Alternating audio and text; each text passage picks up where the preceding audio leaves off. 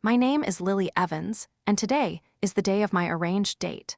The man sitting across from me is Ryan Cooper, my blind date partner. In my previous life, my parents arranged for me to marry him, a soldier, so that I wouldn't have to suffer. But the one I truly loved was my childhood sweetheart, the boy who had been sent to the countryside. Ryan married me only because my parents once saved his life. I didn't care much, after all he wasn't the one I loved. We lived together like roommates. For 3 years after our wedding, I never let him touch me, and he never once complained. When my parents urged us to have children, he always took the blame himself. I didn't know how to feel about that until the day I died in a fire. When my soul floated above the flames, I saw him, his eyes red and desperate, rushing into the fire. He pulled my burned, unrecognizable body into his arms and cried out in agony. I stared blankly at the man I had lived with for 3 years, but never truly understood. His grief seemed to rise with the scorching heat and sink into my being. My transparent chest ached as if my heart were still there. Like a ghost, I followed him. For 10 years, I watched him take revenge for me, one enemy at a time. On the day he avenged the last one, he sat in front of my gravestone, drunk out of his mind. His tears fell one by one onto the cold marble, and his lips moved silently. When I leaned closer, I heard him whispering my name, Lily. Lily, Lily. In the years that followed, I watched him care for my parents as if they were his own. When they tried to persuade him to remarry, he just waved his hand without a word. I knew why. Every night, I heard him crying softly in the dark, calling my name over and over again. Lily, Lily, Lily. I watched as the years took his youth away. Before he turned 50, his hair had turned completely white. He kept training soldiers and going on missions, earning medals of honor, yet he never smiled again. One day when he passed by a fire, he rushed inside to save a little girl. He succeeded, but lost his own life in the process. I watched as my parents buried him beside me, crying so hard they could barely breathe.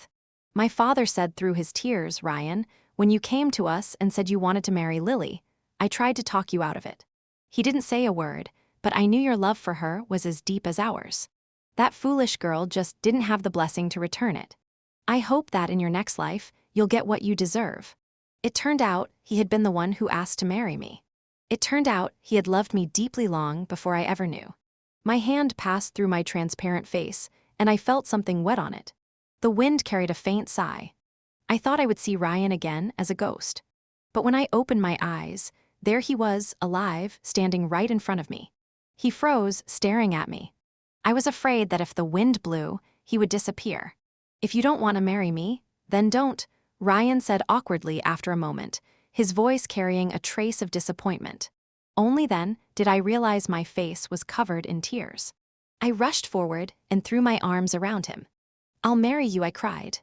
I want to marry you. The familiar scent of pine and grass filled my senses, and for the first time, I could truly feel him. His large, warm hand gently patted my back, as if to say, don't cry anymore. My parents, who had been ready to persuade me otherwise, swallowed their words. Seeing the worry in my mother's eyes, I hugged her tightly. I know you're doing this for my own good, Mom, but I've made up my mind. I really want to marry Ryan. My mother's voice trembled as she hugged me back.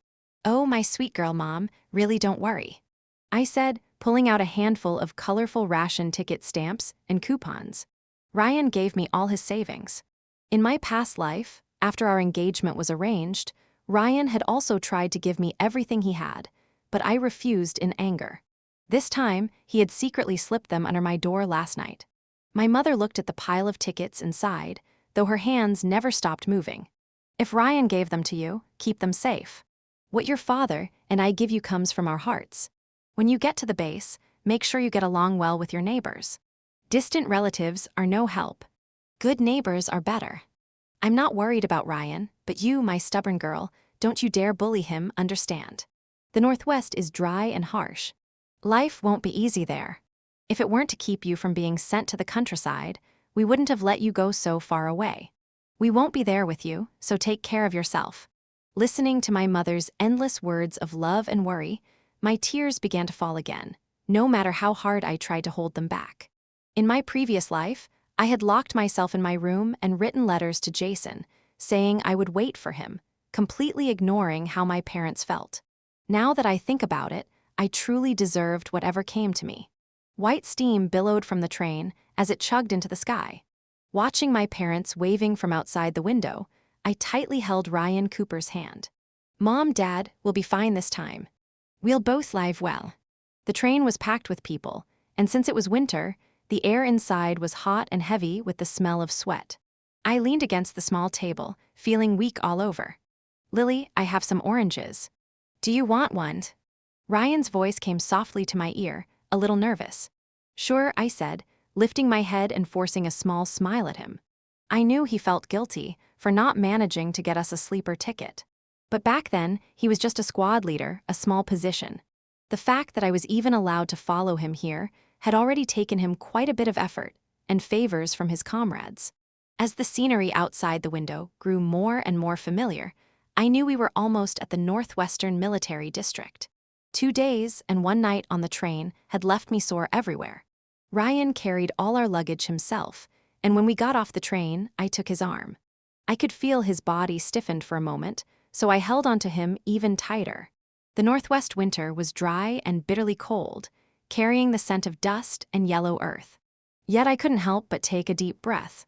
It feels so good. Breathing fresh air again feels so good. Sergeant. A young soldier in uniform stood by the gate, waving energetically at us. "Is this your wife?" "Ma'am, hello, you're really beautiful." His face was red from the cold, but his smile was warm and genuine. In my previous life, I had shut myself off from everyone here, refusing to interact, keeping my distance from all of Ryan's comrades. Because of me, Ryan had been criticized by the political officer several times for failing to maintain proper family relations. This time, I stood straight and saluted the young soldier. "Hello, I'm Lily Evans, Ryan Cooper's wife. Thank you for coming to pick us up." I gave him a sweet smile. The young soldier, beaming even brighter, hurried to open the car door for me, not noticing that Ryan's eyes had turned red when he heard me call myself his wife.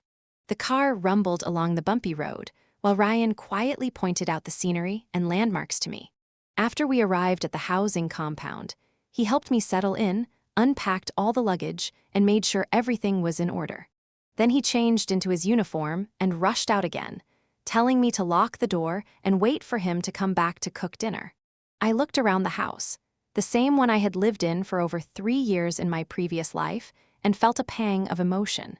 Back then, I had insisted on sleeping in a separate room from him until the day I died. Seeing him now lay out 2 beds so carefully, I knew he still didn't quite believe that I truly wanted to be his wife this time. Rolling up my sleeves, I moved everything from the other bed onto the main one and clapped my hands in satisfaction.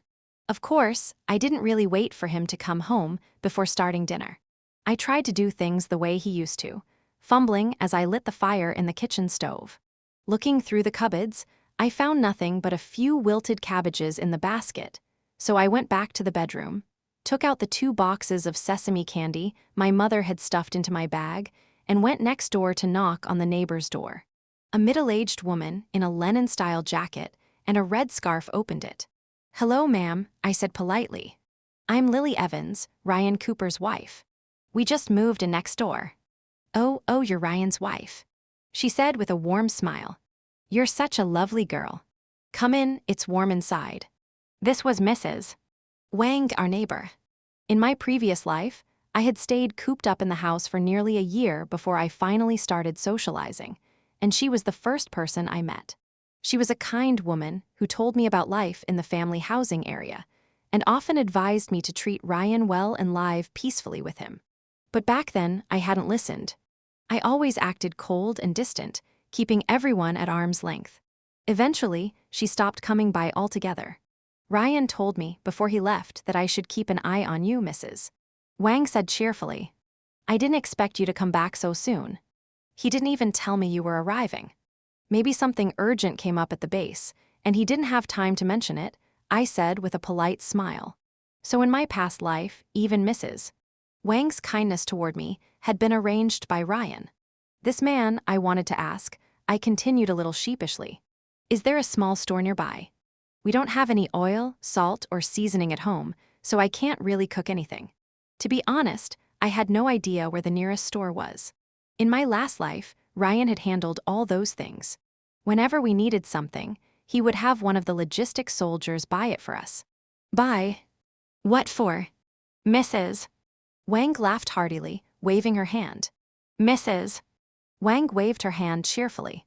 Just use what's in my house for now. Tomorrow's market day anyway, we'll go into town together then. Without waiting for me to refuse, she stuffed my arms full of little jars and bottles, soy sauce, oil, salt, and vinegar.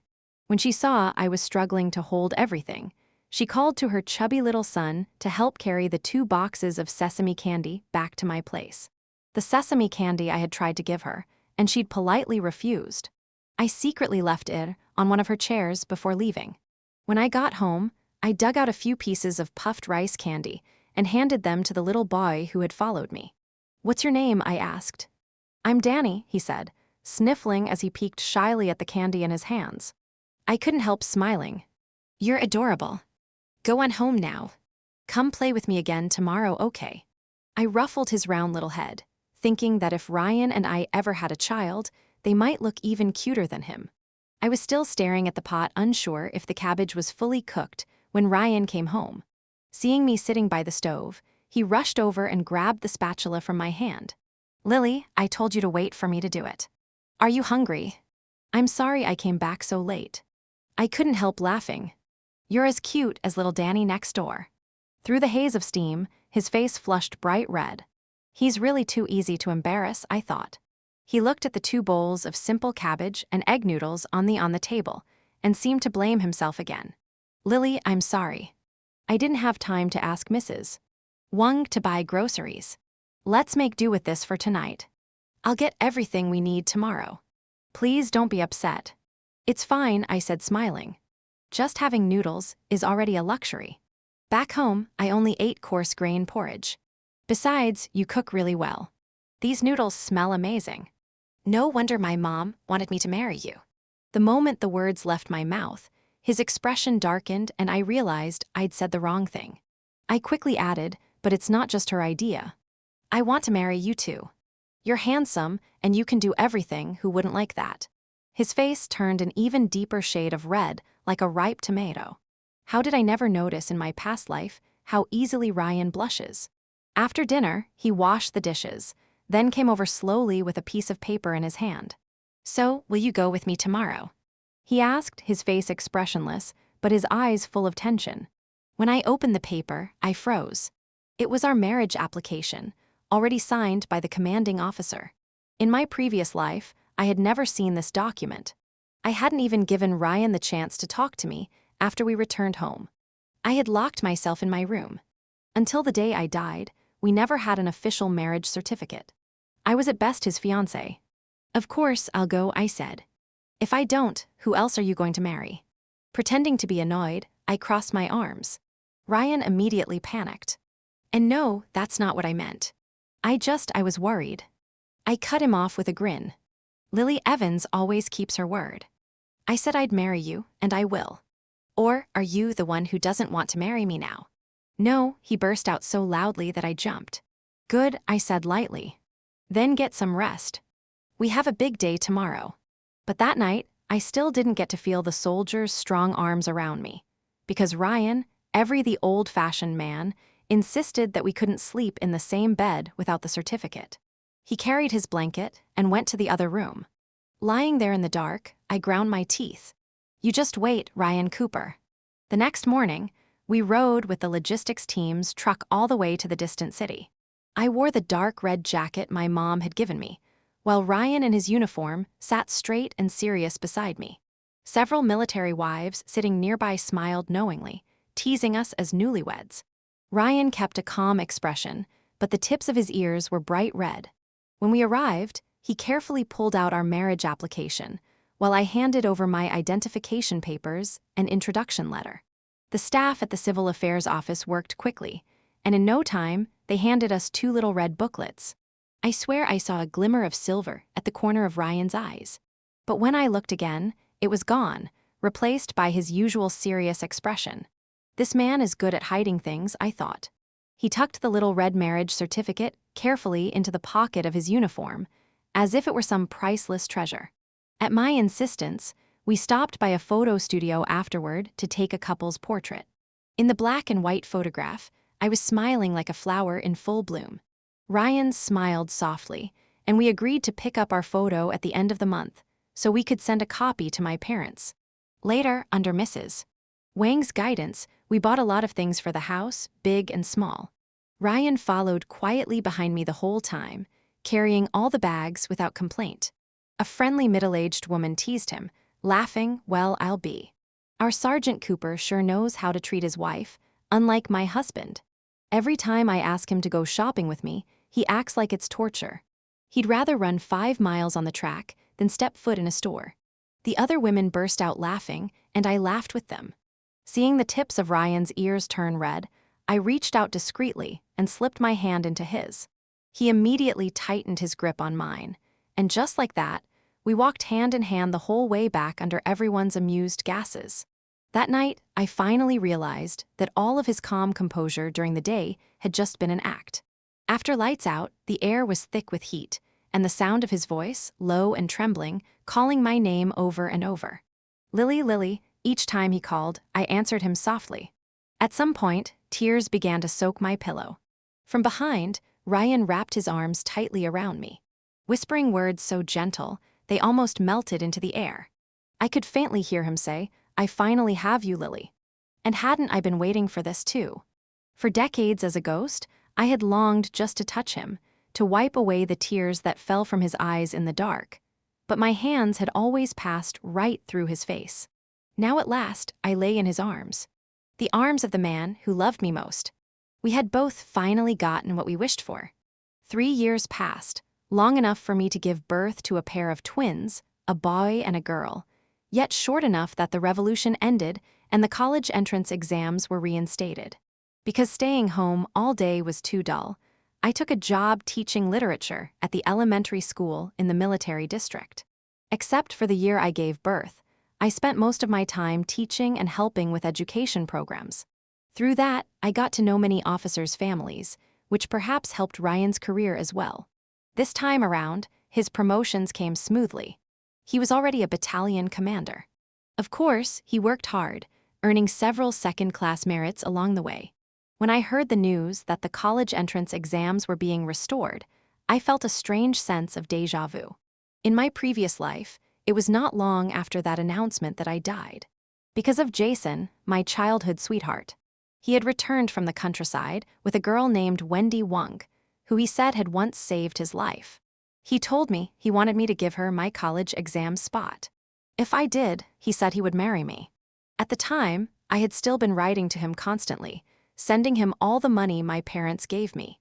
He kept brainwashing me, saying that since I was a divorced woman, no one but him would ever want me. So foolishly, I gave up my college spot for Wendy. When Ryan found out, he argued with me for the first time in our marriage. "You've ruined your life," he said. And I had shouted back, "My life was already ruined the moment I came here with you." That made him stumble a few steps back, his eyes wide with disbelief and pain. For a moment, I had almost wavered. But Jason's words had taken such deep root in my heart that I couldn't pull free. That day, Ryan stormed out of the house and never came back. Later, Mrs. Wang told me he had volunteered for a dangerous mission. I hadn't said a word in response. She sighed and stopped visiting after that. When he finally returned, I was already trapped in the fire. It turned out everything Jason had said to me was a lie.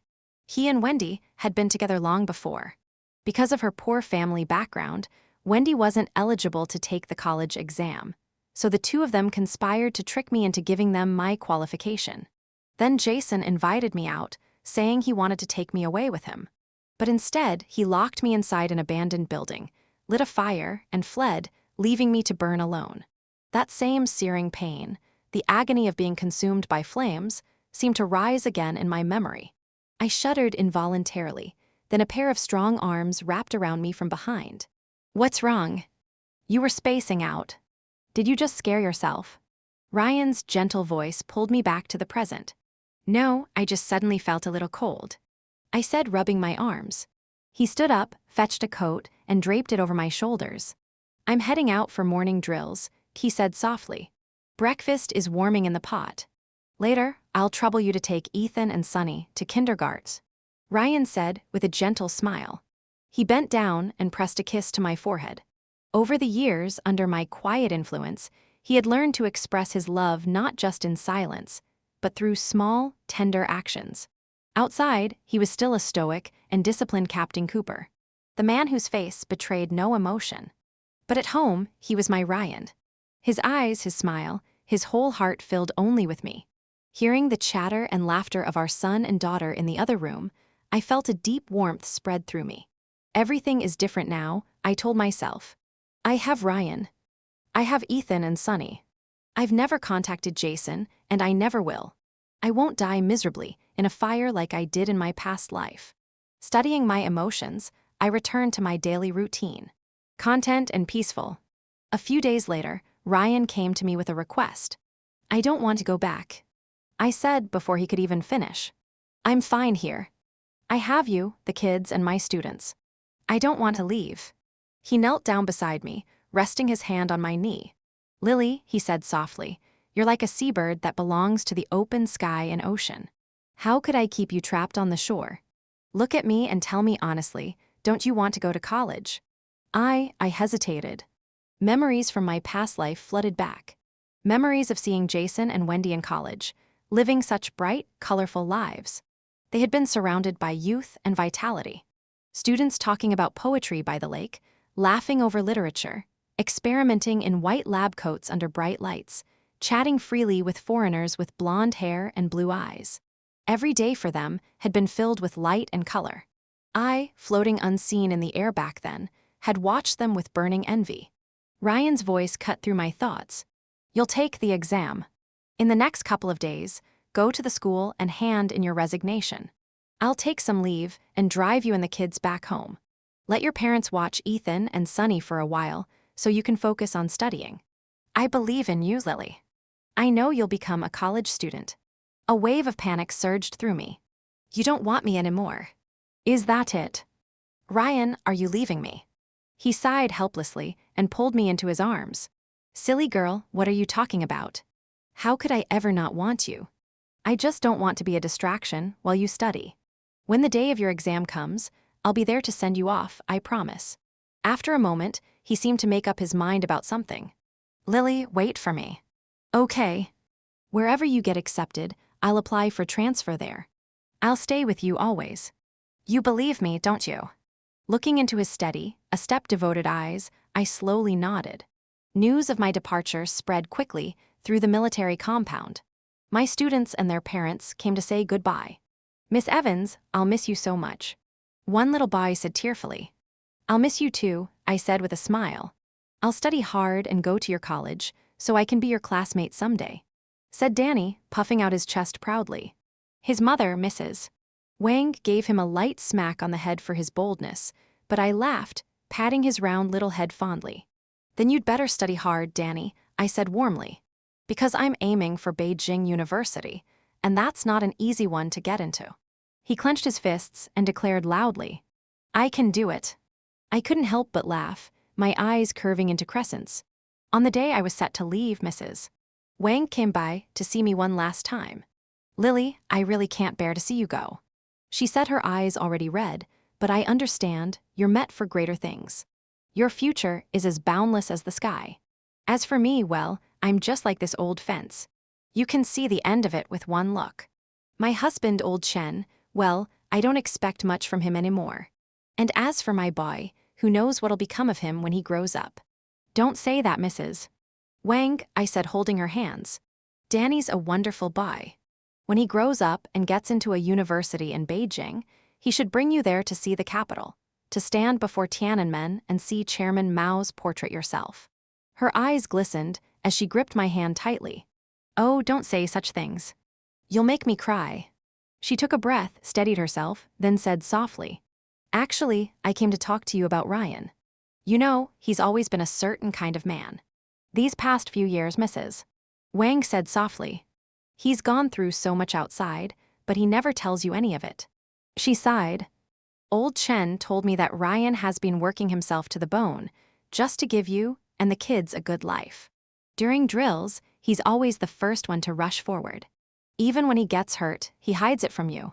He just gets treated quickly, then hurries home as if nothing happened. I know how much you two love each other, but still, if you do get into college, please, Lily, promise me you won't start looking down on him. I won't. I never will. I shook my head hard, almost desperately. Anyone else might not want Ryan Cooper, but not me. I'll never stop wanting him. I'm going to spend the rest of my life with him until we're old and gray. Unlike the time I first arrived here, when only a single young soldier had come to see me off, this time the platform was crowded. Many people had gathered to say goodbye. Watching them from the train window as they grew smaller and smaller, I buried my face in Ryan's chest and sobbed uncontrollably. These people, the most admirable and lovable of all, guarded our nation with everything they had, while their families guarded them without complaint. Even in the bare and northwest, amid the yellow sands and harsh winds, blossoms of love bloomed in silence. When I finally arrived home after 3 years, my parents hugged me and the twins tightly, tears streaming down their faces. Ryan stood beside us, awkwardly rubbing the back of his neck, unsure of what to do. I reached out, grabbed his sleeve, and pulled him into our family hug. He gave me that familiar look, a mix of helplessness and tenderness, and smiled. Returning to the neighborhood, where I had lived for more than a decade, felt strange. Everything looked the same, yet somehow different. My parents each held one of the children by the hand, while Ryan and I walked behind them. But just before we reached home, I ran into someone I hadn't expected to ever see again. Jason's mother. She greeted my parents warmly, her eyes flicking back and forth between me and Ryan, evaluating us in silence. "Oh my, Lily, is that you? Haven't seen you in years. You've grown into such a beautiful young woman. You even have 2 children now. Are you home visiting your family?" My mother's tone turned cold. "Lily's back to take her college entrance exam. My son-in-law brought the family home." Back then, Jason and his parents had all felt hostile when I suddenly got married. Jason thought I had betrayed our relationship, and his parents resented me for avoiding the hardship of being sent to the countryside, while their son had to suffer there. For years, they'd spoken ill of us behind our backs. My parents had long since stopped associating with them. "Well, isn't that a coincidence?" Jason's mother continued with a forced smile. "Our Jason will be coming back in a couple of days, too. But honestly, what's the point of studying after you've had children? You should just stay home and take care of them, and tell me, can your soldier husband's salary even cover your college tuition?" I was about to snap back, but my mother pressed a calming hand on my arm. "Ryan," she said sweetly, "what did you say your salary was the other day, dear? My memory isn't what it used to be." Ryan caught on immediately. "Not much," he said in his calm, steady voice. "A little over $100 a month, plus ration tickets and postage coupons. It's not a fortune, but it's enough to keep a family of 6 well-fed." I nearly burst out laughing. Watching the two of them act in perfect sync made Jason's mother's face go pale with anger. I couldn't help the smirk that crept across my lips. "Hans, being a soldier isn't anything special," she snapped. "Just wait till my son comes back and goes to college. He'll be making several $100 a month." She turned on her heel to leave, but just then, a filthy rag dropped from somewhere above and landed squarely on her shoulder. She froze, then bent down, clutching her back, and began shouting curses up toward the apartment building. No one answered her. After a while, she left in embarrassment, muttering under her breath. The moment I stepped back inside, I couldn't hold it in any longer. I burst out laughing so hard my sides hurt. My parents and Ryan exchanged helpless smiles and shook their heads, while little Ethan and Sunny whispered to each other. "Mom's gone crazy again." Still giggling, I realized something. Jason was coming back in just a few days. Thankfully, Ryan had taken a full week off to stay with us. As long as he was here, I wasn't afraid of anything, but I didn't expect to see Jason the very next evening. The last image I had of him in my previous life was the moment he threw down the torch and ran as the fire consumed everything around me. This time, the first thing I saw was him standing at our gate, blocking my path as I held Ethan's and Sunny's hands. His expression was dark and hateful. "I need to talk to you," he said. Keeping my voice steady, I told the kids to go inside first. Then I walked with him to the center of the courtyard. Let's see what you can possibly do in broad daylight, right in front of my house, I thought.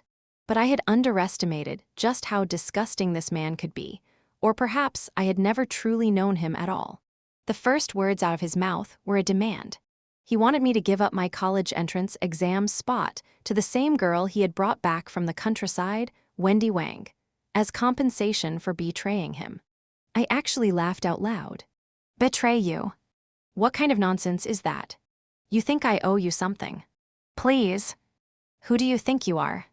The Communist Party itself. My voice sharpened as anger surged through me. You've got some nerve. You want my college spot. Why don't you go ask the university president to give up his seat for you instead? You're unbelievable. I glared at him. My hands clenched at my sides. You're nothing but a toad pretending to be a prince. Ugly and shameless, I snapped, glaring at him. Did planting rice seedlings in the countryside rot your brain too? Jason's face twisted with disbelief. Lully Evans, what happened to you? You look and talk like some shrew now. My mother was right. You married some uneducated brute, and now you've turned into a low-class farmwoman yourself. You watch your mouth, I shouted. You're insulting a soldier.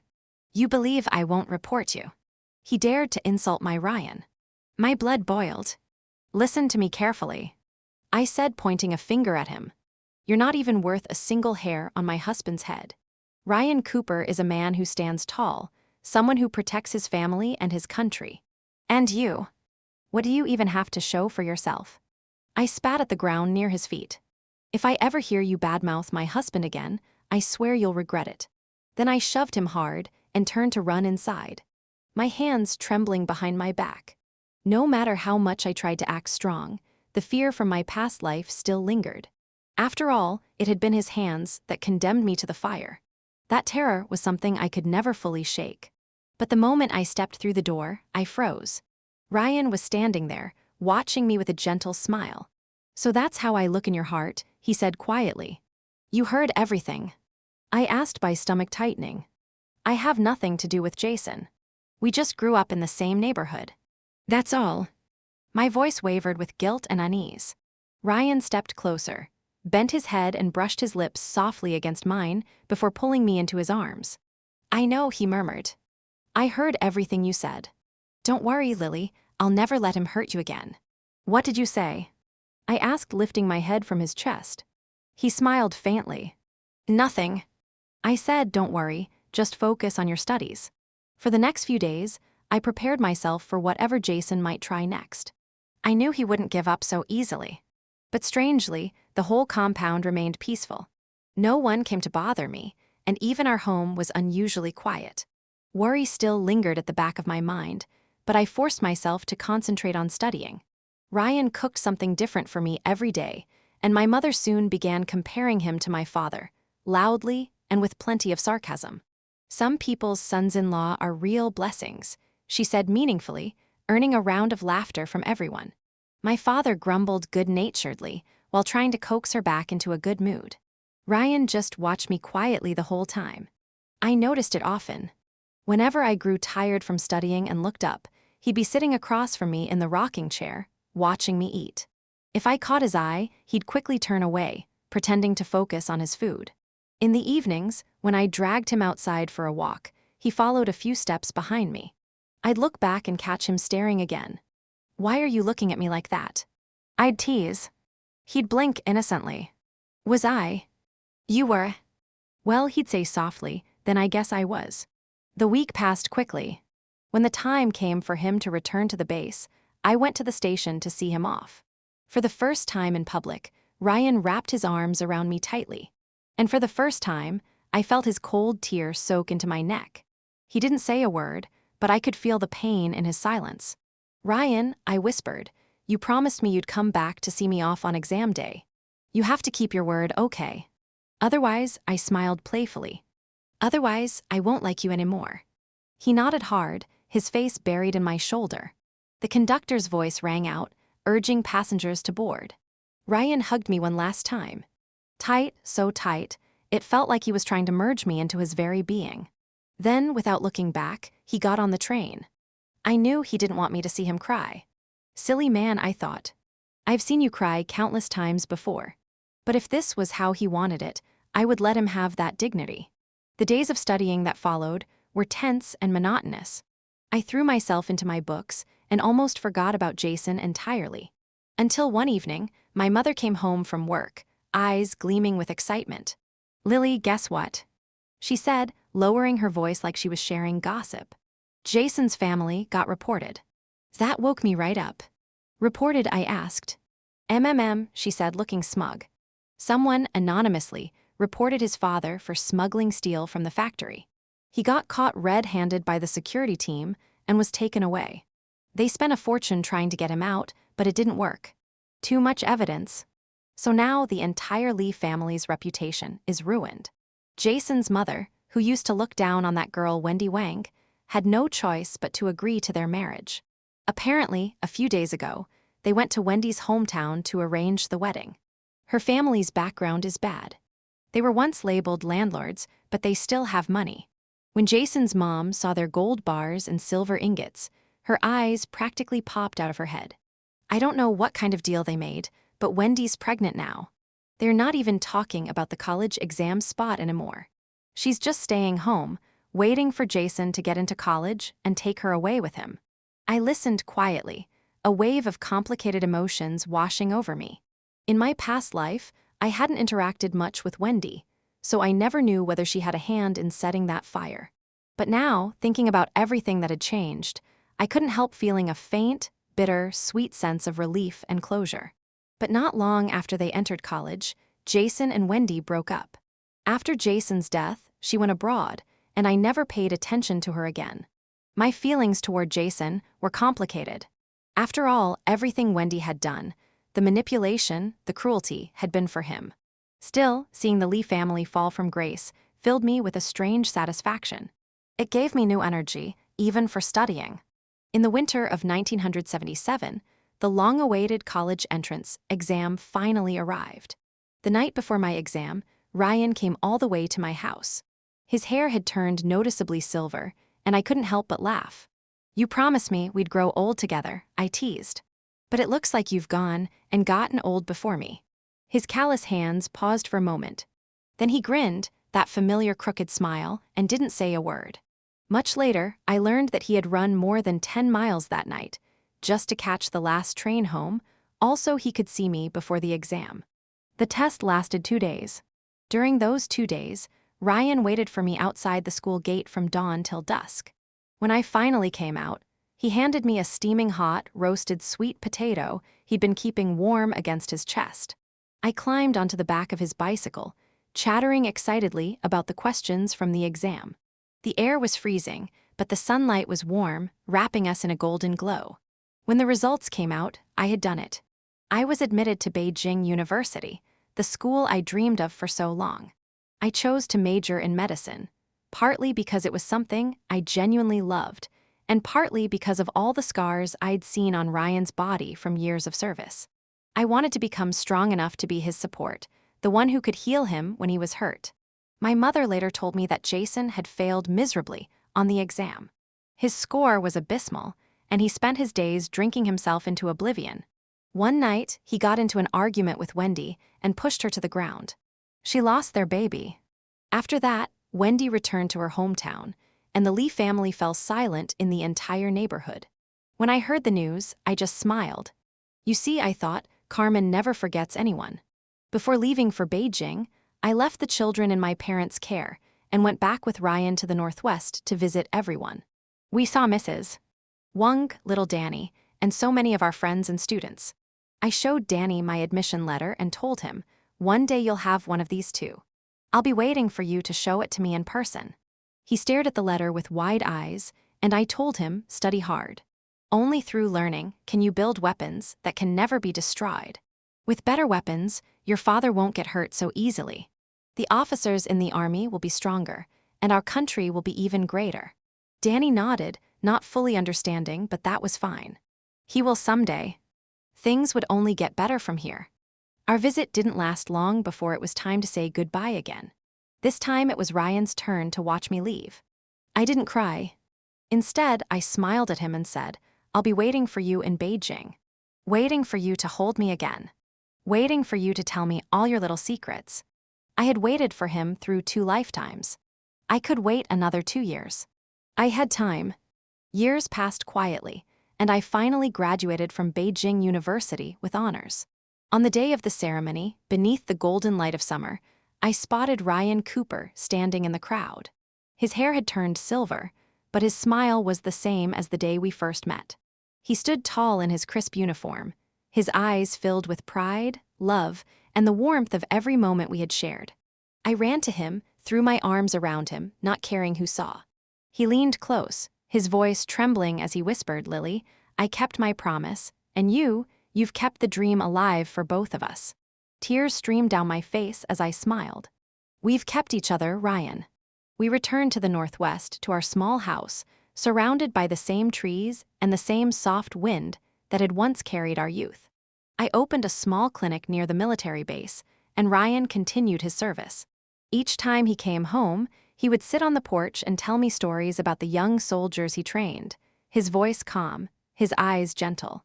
Our twins, Ethan and Sunny, grew up in laughter, wrapped in the warmth of a love that had already conquered life and death. And every time I looked at them, I knew every hardship had been worth it, because I had not only been given another chance to live, but had also learned how to love completely, trust completely, and live completely. Sometimes, during quiet nights, Ryan would take my hand and whisper, "If there's another life after this one, I'll still marry you." I'd rest my head on his shoulder and smile. "You don't have to wait for another life," I'd say softly. "In this one, I've already loved you enough for both." Outside, the sunset spilled across the sky, bathing our joined hands in golden light. The hands of a soldier who once lost the woman he loved, and of the woman who once died in the fire, now holding on to peace together after all the storms.